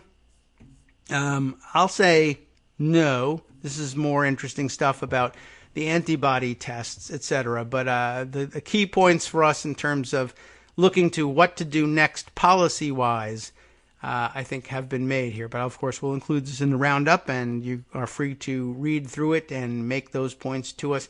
And please do so. Why don't we recommend these things to you? If you digest a point that we think we missed, let us know. I'd love to include this in the program and get us through another couple of minutes of this difficult time. Let's see. Another Politico piece here. I'm just going to take remember Greg was mentioning Jake Sherman's sort of morning line, the Politico playbook he has a hand in putting together. This time, Jake Sherman and Anna Palmer are putting this one together. I just thought we'd check in on his morning line on this because it has something to do with what's going on here as we approach our last break. Politico playbook. Why is this massive government rescue effort not like all the others? Yes, of course, it's Passover and making a play on that. But pointing out the coronavirus crisis has brought to the fore two trends that, when put together, are a tad alarming. Let's see if we can get any of those out. Oh, this is an interesting, different take than I was thinking. One, the tad alarming things. Number one, government is growing and becoming far more crucial in our everyday lives. And a couple of points as to why that may be the case. We'll return to those after the break. And two, government growing, and yet government oversight is shrinking at the same time. That is sort of a dangerous combination, even if you're not concerned about government growing all alone by itself, per se. We'll return to this in 2 minutes. Hi, it's me, David Waldman, your host for Kagro in the Morning, and I've learned that I either need to update these announcements more often or stop saying that the announcements are brand new. What's not new is that this message, too, is a call for your support in keeping the Kagro in the Morning show on the air. My thanks go out to all of you who do support the show through your donations. The stats say that Kagro in the Morning fans download our program about 2,000 times each weekday, but our donors make up only about 8% of our daily listeners. Patreon.com, Patreon.com, makes it simple to make easy, secure, recurring monthly contributions to support our show. Patreon.com/KagroX gets you straight to our donation page. If we're helping keep you sane during the Trump era, consider what that's worth. $1 a day? 50 cents? One thin dime? We do about 20 shows a month, so pick a number, do the math, and head to patreon.com/KagroX to let us know. Thanks again, everyone, for all your support.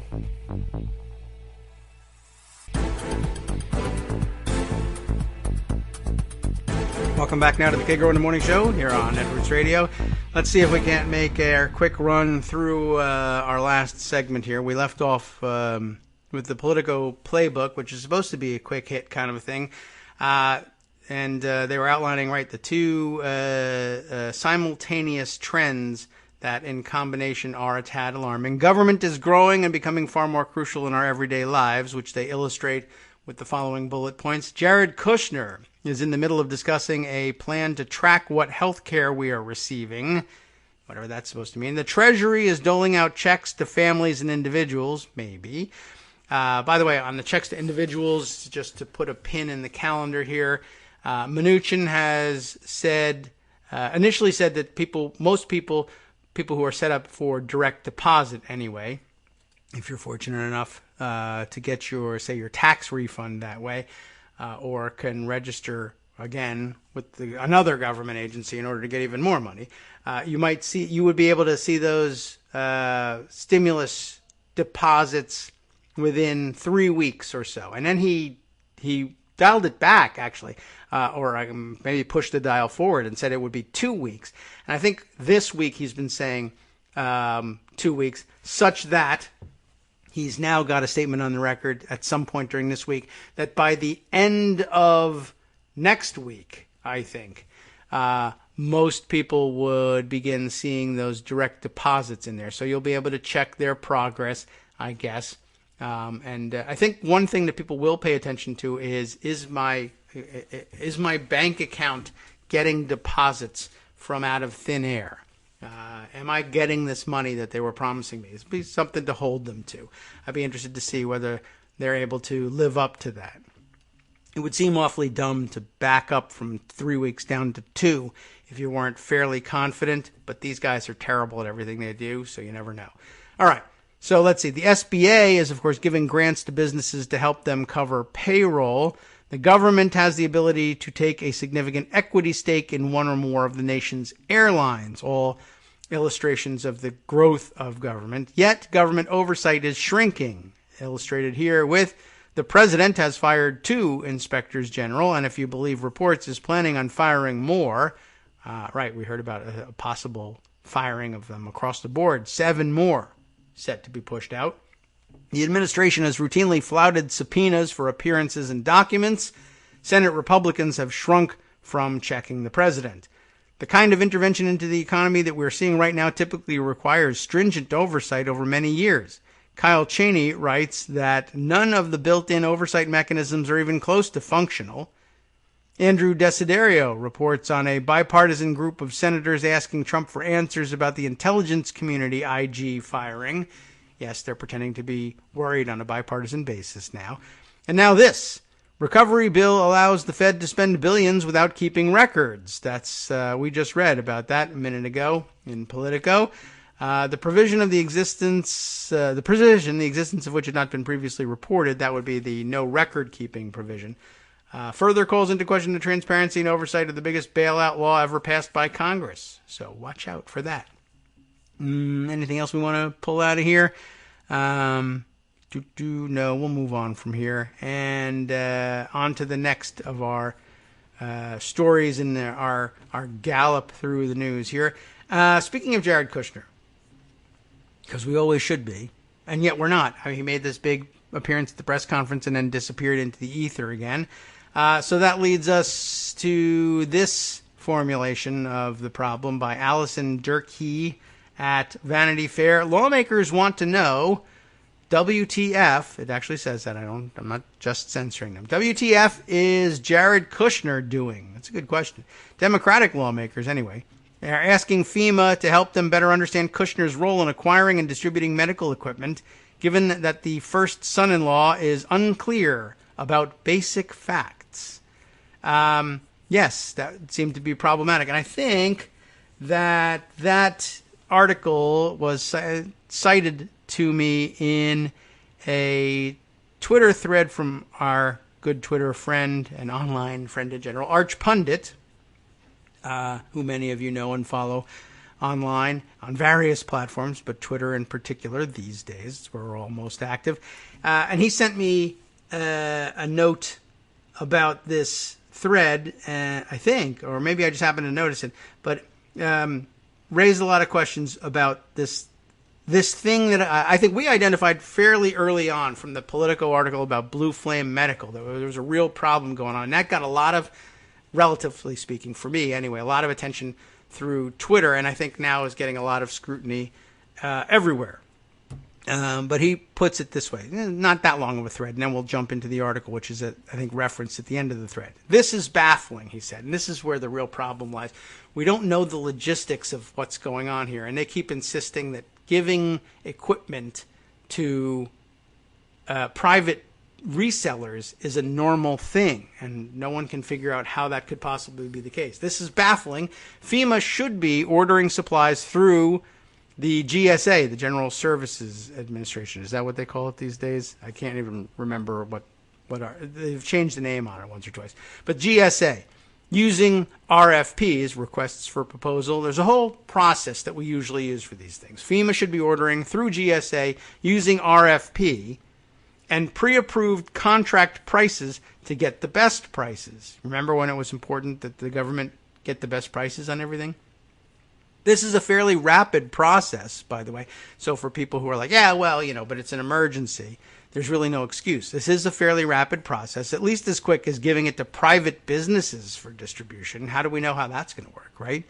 The idea is that the federal government turns goods over to private companies, that's what we're currently doing, to then sell. This idea is likely against the law, but more importantly, stupid. It drives up prices and doesn't take into account need. For the federal government to purchase something and then sell it to a private entity immediately, wow, that's bizarre and against every rule in federal purchasing that I've ever seen. And I don't even know if they're purchasing it. I think in many cases they're just commandeering it and then giving it to private companies, not even selling it. I don't know. I mean, if we sell it, at least we get some money back. Although what's happening to the money, I have no idea.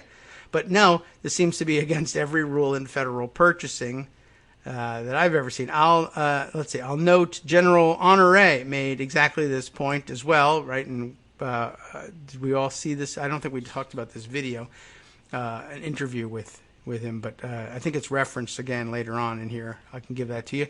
Anyway, it ignores good practice on distribution as well, with the process being having an idea of what the burn rate is in places and then sending according to specific need, not because something is a hot spot. Just sending things to a hot spot ignores specific burn rates and specific needs, which is how you maximize supplies in a situation with scarcity of this type. In other words, like real logistics, not just, I heard they're having a problem here, send it all there. The market isn't geared toward that kind of distribution. Although that's the kind of distribution, I would add, that Donald Trump is most likely to adopt. Whatever I see, whatever is bad in the news, whatever he sees, headlines is how he'll try and govern, right? The market isn't geared toward that kind of distribution. It's geared towards distributing based on prices, which are heavily distorted in any sort of emergency situation. Essentially, Jared better be going to prison after all this is over because he's leading a profiteering ring. It certainly feels that way. And in the case where the GSA process might be circumvented, there are so few reasons to do so, even in an emergency. The product should not be going to private distributors other than as pass-throughs. We pay you to deliver this here because you already deliver stuff. But we pay a reasonable rate for the delivery, and that's it. That's the involvement that private middlemen ought to have, and that should be the maximum of it. Now, there's a reference here, among others, to, first to the video. And here, in his first tweet, he includes the tweet of CBS News White House correspondent Weijia Jiang, if I've pronounced that correctly, who writes, following up on this, a FEMA spokesperson tells me 50% of the supplies coming into the U.S. are going to hot zone areas, and the other half to private companies. So those goods go to the states with the most money to spend, not the states that need it most. If you're sending it to private companies, then whoever can meet their prices gets half the goods. Half the goods go to hot zones and half goes to whoever's got money. The inclusion here is to the tweet of David Benaud. I'm guessing the pronunciation there as well. It's a Cajun last name, another CBS reporter who includes video, I guess, of Weijia's, how does she pronounce that? It's Weijia, and she's an on-camera personality. It's just I don't watch enough television to know how she pronounces it. Ms. Jiang does, but her questioning of White House officials, and here again, this is what was the White House official who was whose name we learned yesterday. It was a Polish surname, wasn't it? And we tried to make it out. It's not listed here, but here's the questioning, and David Benaud. I'm guessing, again, the pronunciation. He also probably an on-air figure, and I don't know about it. Saying, this is so important for everyone to understand. This explains why governors say, I'm not getting the supplies I need, yet the president says we are sending tons of supplies.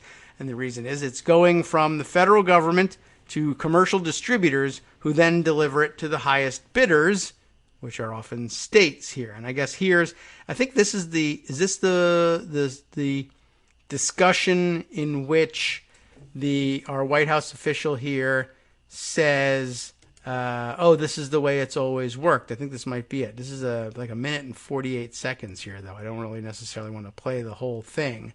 But if I remember correctly, David here is also the person who interviewed General Honoré, if I'm pronouncing that correctly, too. And his name is familiar, and I think it was that he wasn't he in charge of a lot of the relief during Katrina? Is that where we first became familiar with him? I'm going to actually look up his Wikipedia profile here and see if we can't.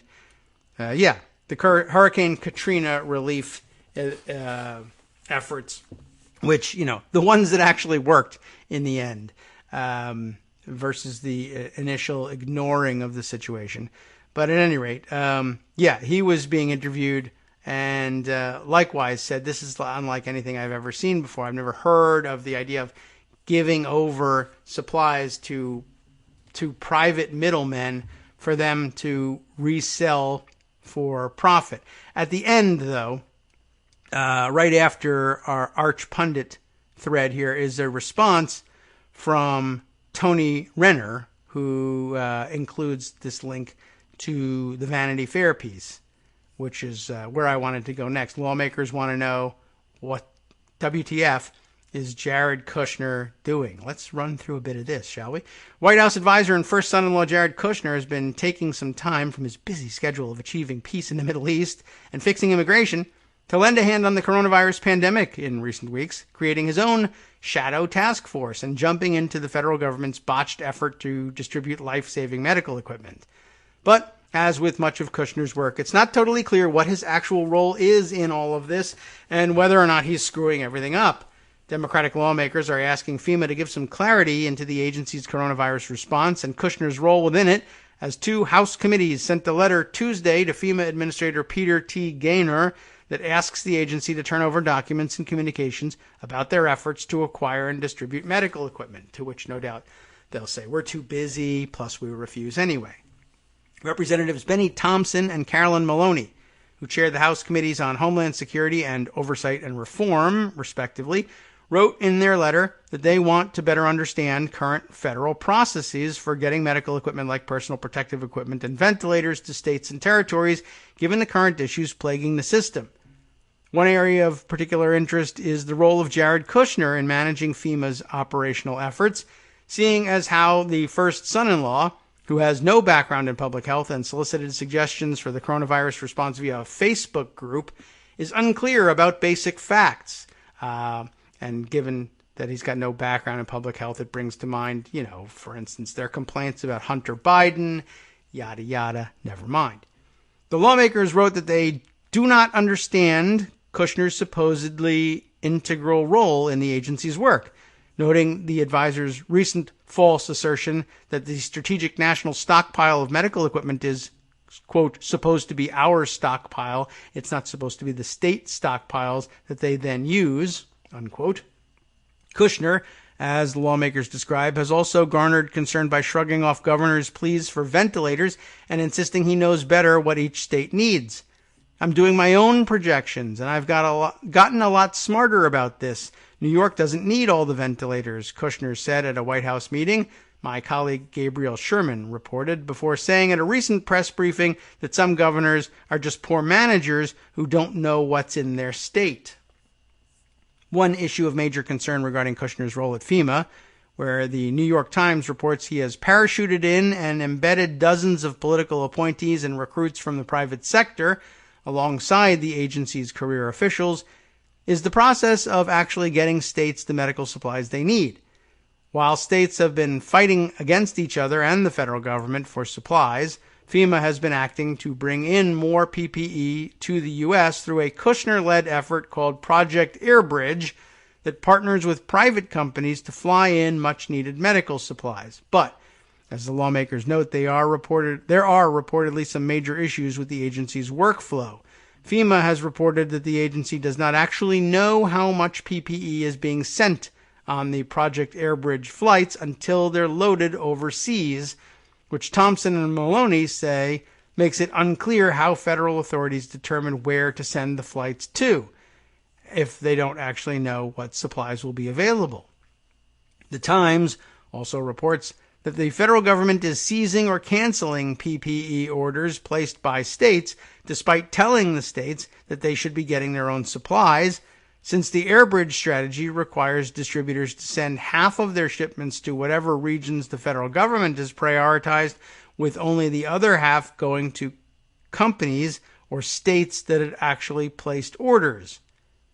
And what areas the federal government deems a priority appears to be shaded by personal politics, as the Times notes that Kushner has pushed supplies to states that have happened to get President Donald Trump on the phone, even if they haven't submitted formal requests. It would be like high school cafeteria drama if it weren't life or death, political consultant Jared Leopold, the former communications director for the Democratic Governors Association, told the Times. So in other words, what's happening here, the part about the phone being basically, if a governor gets Trump on the phone, and really, who's going to get Trump on the phone? Republican governors, and says, I need XYZ, Trump just basically passes that on to Jared. Jared, I got a call from this or that governor, and he needs this, this, and this. And then Kushner tells FEMA, I don't care what you think you're doing, but you got to get this many ventilators and that much PPE to that governor because they got on the phone with the president, and they pestered him, and he pestered me at lunch. And in order to make my life easier, you need to distribute these supplies this way, because that's what the president is going to pester me to do. As a result, Thompson and Maloney are asking FEMA to turn over key documents and information by April 15th, including communications between FEMA employees and Kushner, flight information for Project Airbridge flights, and the protocols, policies, and processes for acquiring and distributing the medical equipment. Beyond the Trump administration's famous refusal to participate in a Democrat-led congressional investigations, however, there may be an issue when it comes to FEMA actually having Kushner's communications to turn over. The Times reports that the Kushner team has come under fire for using lax communications practices that are, quote, not secure and violate federal laws intended to preserve such communications, unquote, i.e., what about his emails, as they carry out their coronavirus efforts, like holding high-level meetings using freeconferencecall.com, and yes, using private email accounts.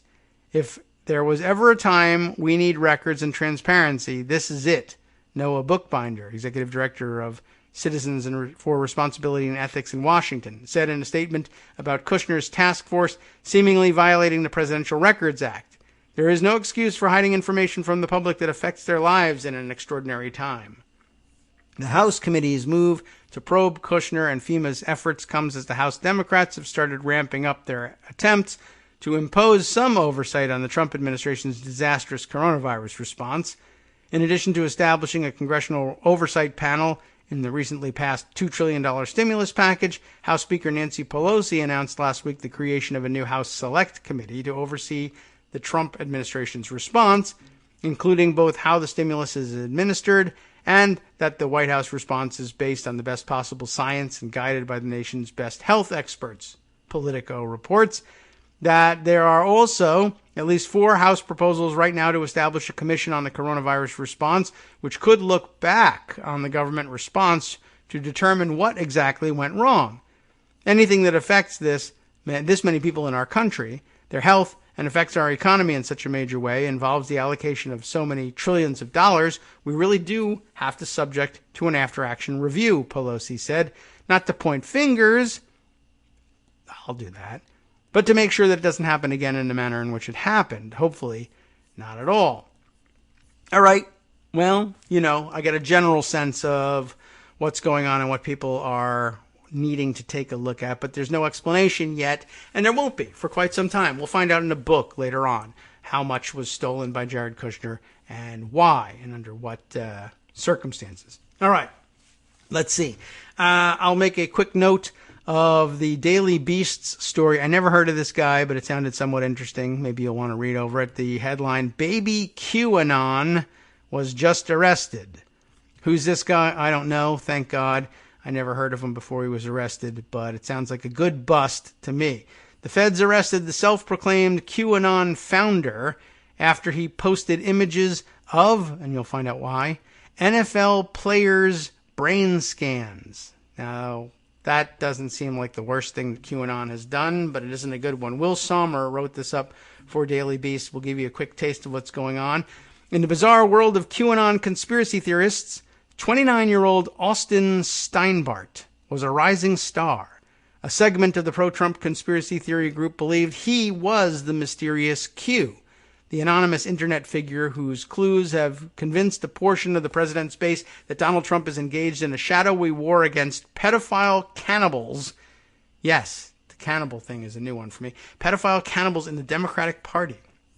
Steinbart, dubbed Baby Q by his fans, claimed he could get away with anything because he was a super spy for Trump. In online arguments, Steinbart insisted he should have been arrested 100 times over for his actions, and in some cases he's actually right about that, and the fact that he hadn't been arrested for, say, threatening to kill the Queen of Denmark, not quill the Queen of Denmark, but kill the Queen of Denmark, which will usually get you in trouble. That, he said, was proof that Trump had given him immunity from prosecution. Seems like I should have been arrested by now, eh? Steinbart tweeted to one of his foes in late March, adding a sarcastic thinking face emoji. A few days later, the FBI arrested him. So that's a good ending for that story. As it turns out, he's a real super wacko. If you want to know why and how he got access to the NFL players' brain scans, that's in here too. But I think for now, suffice to say, he's a weirdo. He may or may not have been involved in the startup of the QAnon conspiracy theories, but it looks more through this story like it was just a thing that he thought he could claim and get away with, and I guess largely has, because no one really cares among their group who actually started it. But you'll see some of the wackier things that he has posited, and the very interesting part about how he got access to these brain scans is that he was in for a brain scan himself, apparently upon the demands of his parents. So I guess it's starting to look like his parents think he's so completely off balance, let's say, kindly, that he required a brain scan to figure out what was going on. And so I guess even his parents know he's crazy. And, well, I don't know what to tell you. You'll have to read up on that one on your own, too. That's an interesting point. Talking Points memo, Josh Marshall going back to this important consideration. This seems to be occupying a lot of his time, and I think will occupy a lot of our time in the near future. Greg mentioned it a little bit, the problem of trying to figure out just who and how many people really are dying from coronavirus. As the Republicans and conservatives begin to push back, increasingly saying that the numbers are being inflated as an attack on Trump to make Trump look bad. And so now they find themselves arguing, well, if you had another underlying comorbidity and you die, it isn't necessarily coronavirus that kills you. They keep saying, there's all these other conditions that people had been living with all this time, and then coronavirus comes along. It certainly complicates the picture, but we don't know whether they're dying of coronavirus or these other underlying circumstances with which they had been living in these past years. But I think their own phrasing of it gives away the game, right? They had been living with these conditions. Now, during this 3-week period, they have proven that they're no longer capable of living with those underlying conditions. What has changed in that time? The answer is coronavirus. Coronavirus killed them. That's the answer to that one. Anyway, he's looking now back on information coming in from Spain. He had looked back on what was coming in from Italy before. Notes on excess mortality, number 1. Spain, Josh added yesterday. So we're now seeing a common pattern, or a certain region or jurisdiction reports X number of COVID-19 fatalities over a given period. But when the average number of deaths for all causes is compared to these COVID-19 death tolls, they're still dramatically higher than the COVID-19 numbers alone can account for. So we see large numbers of unexplained deaths that are almost certainly due to the COVID-19 crisis, whether that's people dying of COVID-19 or dying from other causes at higher rates because of the social and medical care disruptions brought in its wake. This morning, TPM reader SH, he says, sent me this article in English from the Spanish daily El País, which shows another example from the Madrid region of Spain. An earlier example came from the autonomous community of Castile and Leon. The basic numbers: in 2019, they estimate that there were 2,394 deaths between March 14th and March 31st in the Madrid region. In 2020, that number was 9,007, so a difference of 6,613. But the number of official COVID-19 deaths during that period was 3,439. So, simple math, 3,174 essentially unexplained deaths. So there's some wobbliness in these numbers. In the 2019 data, for instance, they estimate, the 2019 data was only available for the whole month of March, for instance. So the authors had to prorate each day to come up with this subset. The actual numbers may differ slightly. They also are only using 2019 numbers. That's not an average. It's just 1 year. So perhaps the mortality was uncommonly light that year. As I said, there's more wobbliness than when a tighter multi-year average is used. But again, the differential is so great that it's highly unlikely that this doesn't represent the vast undercount of the people who died as a result of the COVID-19 crisis, either as a direct result of the disease or because of compromised access to health care. Just a short note to remind you to keep an eye on that, and that we're going to have the same issue happening here, and it's going to become a political issue. Now you will have seen it coming, and hopefully you will know what to do with it when the Republican pushback begins. All right, still have our Friday show ahead of us, and I've got a number of stories that could be of some real interest in figuring out where things may be going politically, as well as, to some extent, medically, over the next couple of days. For now, though, it's time to turn things over to Justice Putnam for the West Coast Cookbook and Speakeasy. As always, following our show right here on Netroots Radio. Let's get a bit of a preview here. Let's see. The failed federal response to COVID-19 has manifested into an international disaster. Of course, federal supplies of protective medical equipment are nearly depleted. Even Wyoming's Republican governor admitted his state's extreme abortion bill, quote, will harm people. And, well, much more. I'll tell you what on the other side of this. From Daily Kos Radio on netrootsradio.com. You have been listening to the Kagro in the Morning Show with David Waldman. What else? The House Intel Committee called on Trump's acting spy chief to explain the spate of firings and resignations of top Intel officials, and where state-backed hackers and online criminals are taking advantage of the coronavirus outbreak to further their operations as well. Also in the news, Oxfam. Stay tuned for why.